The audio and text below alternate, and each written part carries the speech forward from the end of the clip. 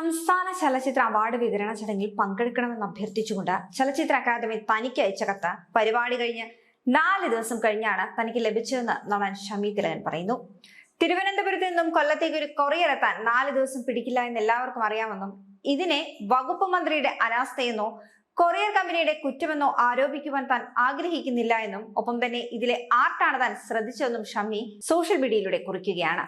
സമയം കഴിഞ്ഞെത്തിയ മഹനീയ സാന്നിധ്യം. സംഭവം കൗതുകകരമാണ്. 55ാമത് കേരള സംസ്ഥാന ചലച്ചിത്ര അവാർഡുകൾ വിതരണം ചെയ്തു.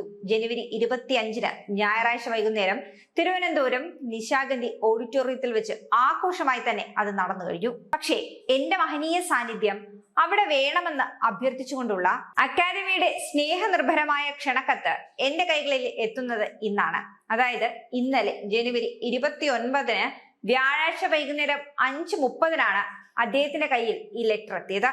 അവാർഡ് വാങ്ങിയവരും കൊടുത്തവരും വീട്ടിൽ പോയി. 4 ദിവസം കഴിഞ്ഞുവെന്നും ചുരുക്കം എന്നാണ് ഇദ്ദേഹം കുറിക്കുന്നത്.